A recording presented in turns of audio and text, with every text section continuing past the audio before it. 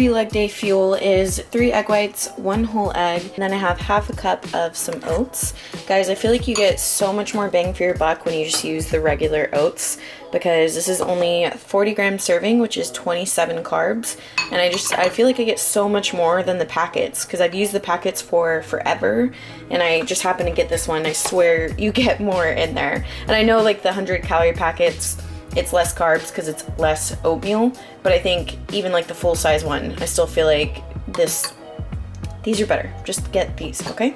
So it's about an hour before I want to start my workout, so I'm eating my eggs and my oats. It'll be digested by the time I walk to the gym and start my training session. I am fed, happy, have my hat on, got my Converse on for leg day, and we're headed to the gym.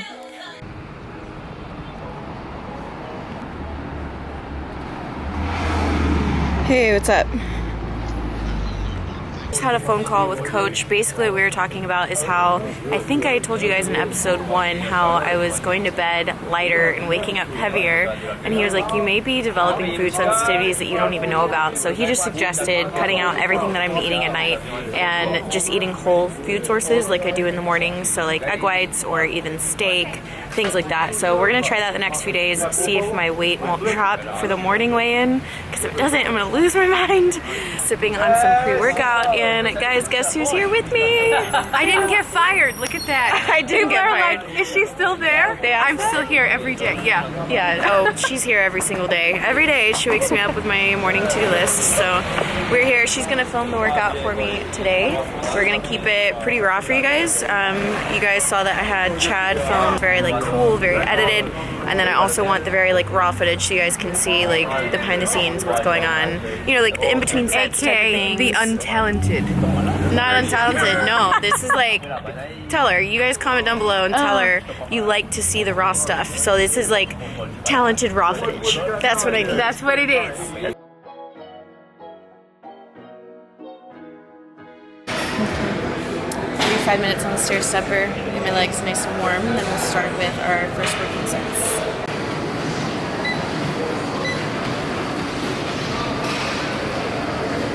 What's going on, everyone? Welcome to today's workout. So I kind of want this voiceover to be just like I would talk to a friend. I want to take you guys through my workout and show you what I'm doing for my training.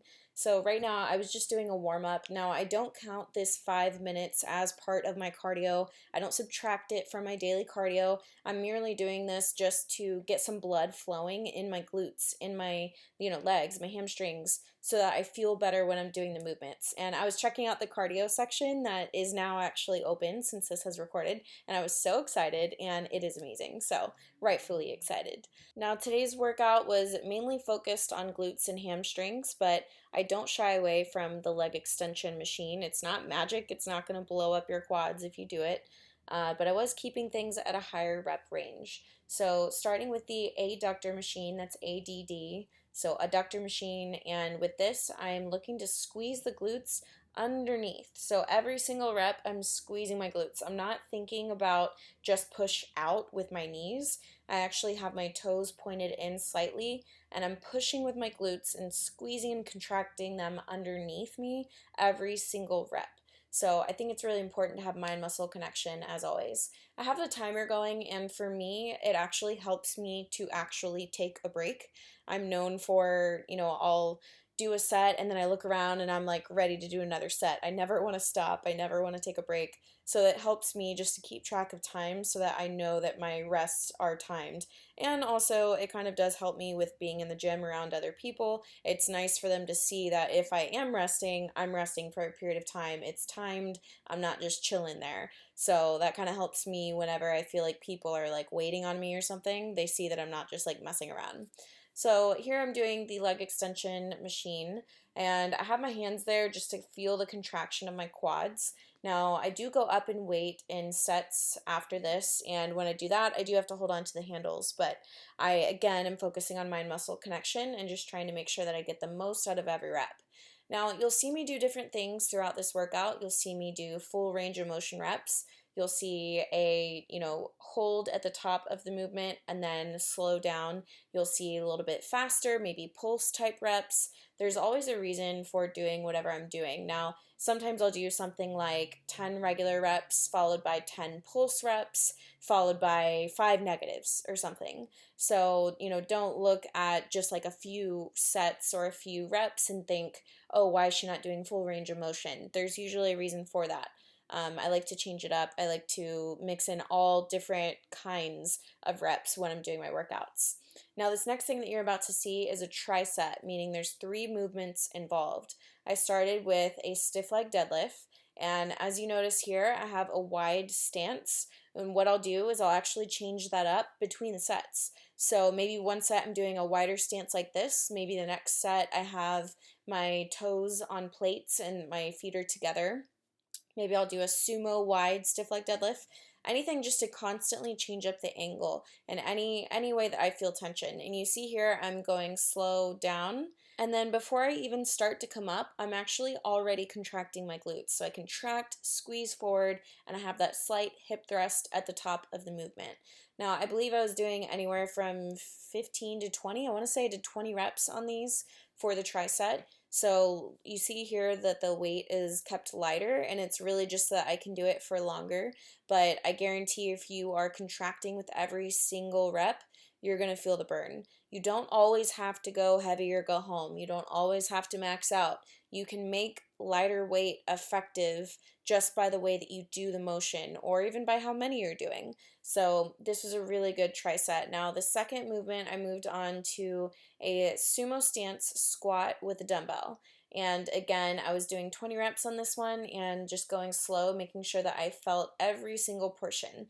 So I would go slow on the way down and then come up and squeeze my glutes underneath at the top. So sometimes I actually like to hold the dumbbell a different way. I'll hold it by the bottom so that I can get a little bit deeper. But honestly, it depends on how my lower back is feeling. There are times when my lower back feels extra tight, probably from all the hamstring movement and work that I do. And so going down even lower isn't beneficial for me at that point. So make sure that you know your body. Don't try to push your body past its limitations, which can change based on, the workout that you're doing or how you're feeling that day or, your mobility and flexibility for that day. So I'm very big on listening to your body and knowing to push your limits, but not in a way that's going to harm you. The last movement in this tricep was a banded jump squat. I did 20 of these.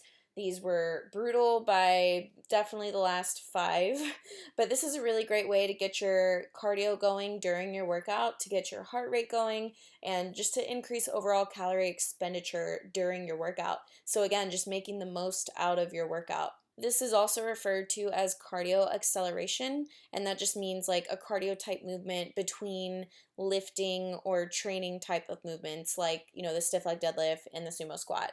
And you can see at the end, I was done. I just pretty much collapsed. So really awesome tricep. I did 4 sets of all of that. So that pretty much killed me by the end of that. And then I moved on to another superset. For this, I was doing lying hamstring curl.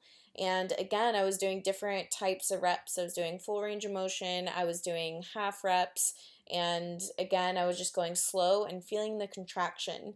One thing that I do on this one is I'll actually point my toes more together so that if you see my feet, you can see how my toes are pointed inward. That really focuses on the top part of my hamstring, and I feel like it has helped a lot with bringing out that inner upper hamstring. And one thing I've really been doing is focusing on every portion of the movement. So not just is the contraction very important, but also the negative. So on the way down is very important. Also, at the very bottom of the movement, spending time there to really feel the stretch. And there are even some workouts where I'll actually spend a good 2, 3, up to 4 seconds just at the stretch part of the movement. So I'll even do this on something like lat pull down, where I'll go all the way up and really let my lats stretch out.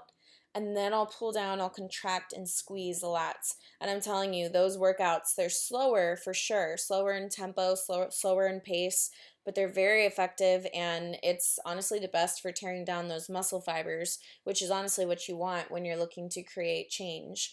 Now, the next movement that I did is a Bulgarian split squat. So I didn't do anything heavy here. I was pretty toast by this point.